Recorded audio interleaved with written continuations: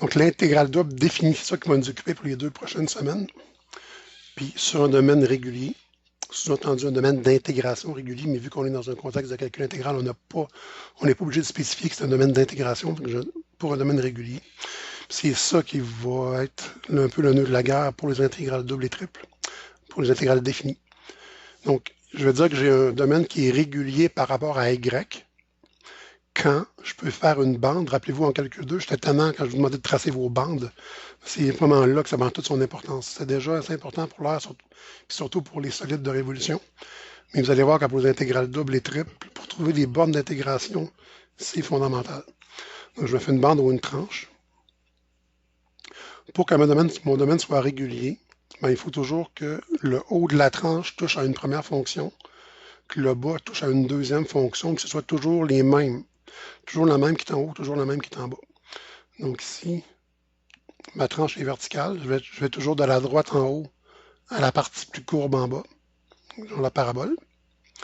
Pourquoi je n'aurais pas pu faire une bande horizontale? Parce qu'ici, j'aurais fait droite vers parabole, droite vers parabole, droite vers parabole. Mais ici, j'aurais eu parabole vers parabole. En plus de changer de fonction, parabole, parabole, j'aurais eu, pour la longueur de la tranche, parabole moins parabole, 0, ça n'aurait pas eu de sens. Il faudrait que je fasse une tranche verticale. Si la tranche est parallèle à l'axe des Y, mon domaine il est régulier par rapport à Y. Puis rappelez-vous, dans ce temps-là, vu que l'épaisseur de la tranche, c'est dx, la variable va être x. Là, ici, on va parler de la dernière variable d'intégration. Ça veut dire qu'on va parler de l'intégrale qu'on fait en dernier. Donc, l'intégrale qu'on va faire en dernier va être par rapport à x. Si mon domaine est régulier par rapport à x, donc ça veut dire que ma tranche est parallèle à l'axe des x. Son épaisseur, c'est dy. Donc, ma dernière intégrale va être en y.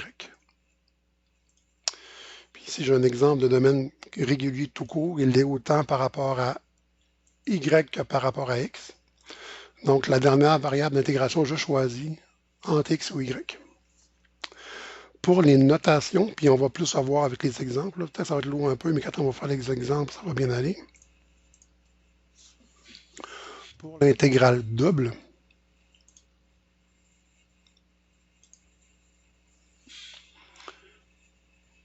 on va dire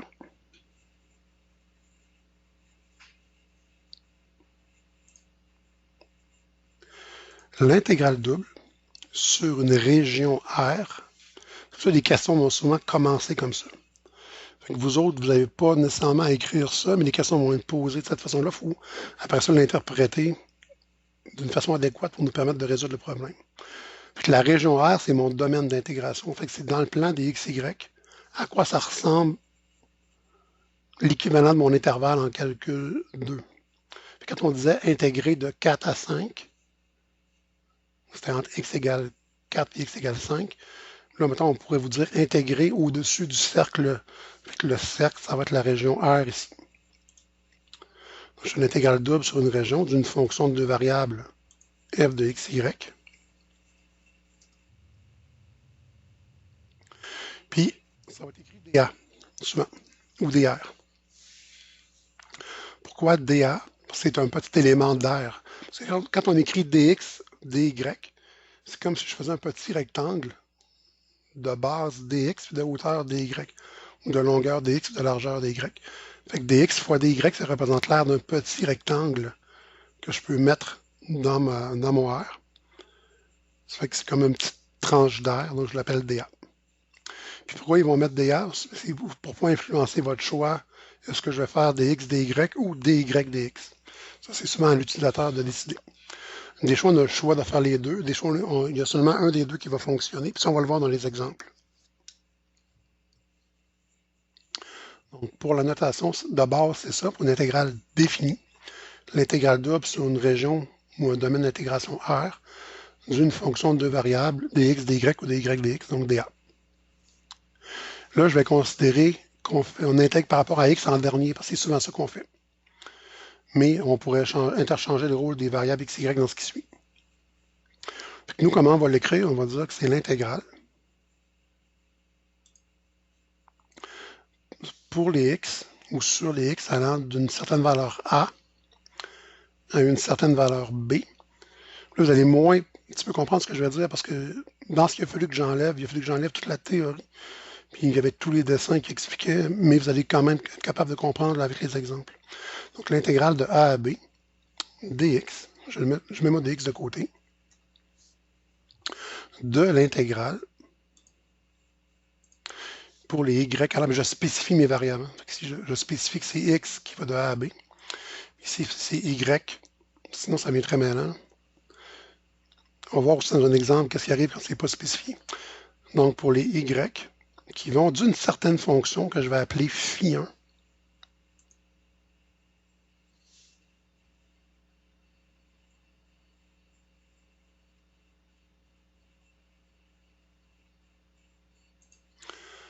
je cherchais donc phi1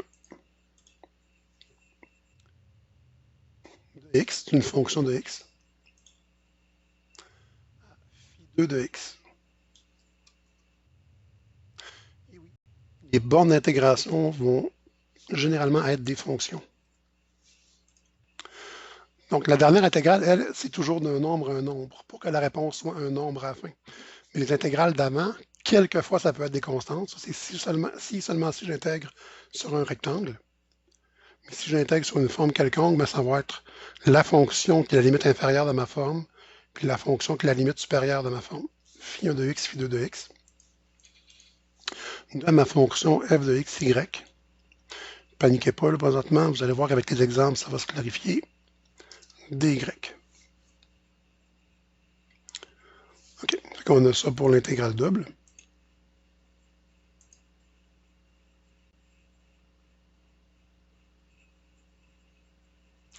On va attendre que ça apparaisse, ça, c'est bon. Puis, pour l'intégrale triple, ça va être quelque chose de similaire.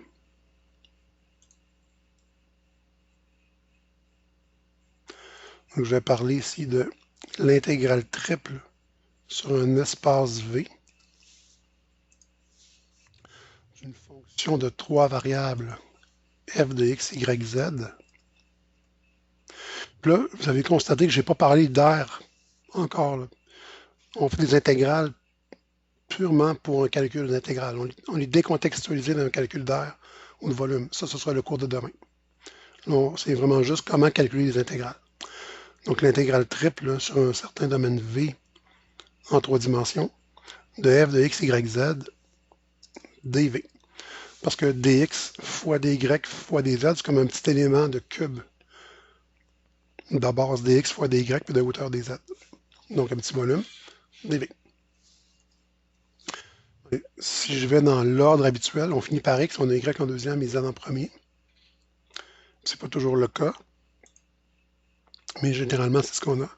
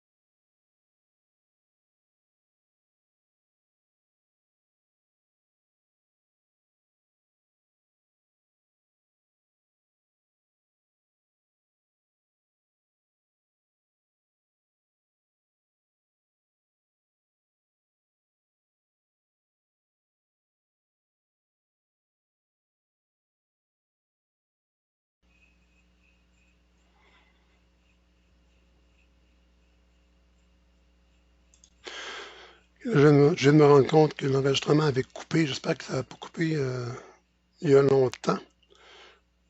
Je vais continuer comme ça. C'est de quoi je pourrais ajuster par après. Donc, de l'intégrale de sur les Z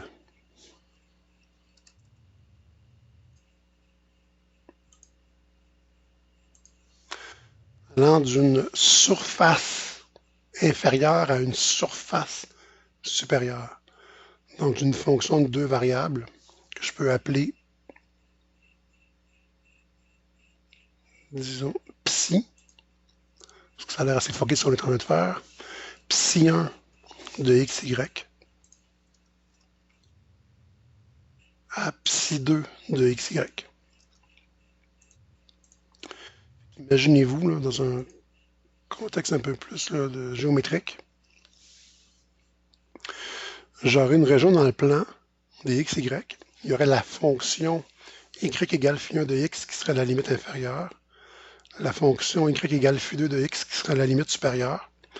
Ces deux fonctions-là se rencontrent en a et b, ou encore je les intègre entre a et b. OK? Puis, au-dessus ou au-dessous de cette région-là, je veux un volume, mettons, qui a comme plancher la surface psi 1 de xy, puis comme plafond la surface psi 2 de xy. De f de x, y, z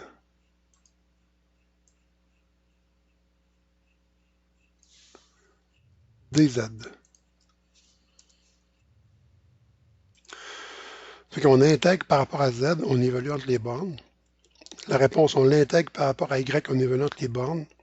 La réponse, on l'intègre par rapport à x, on évalue entre les bornes.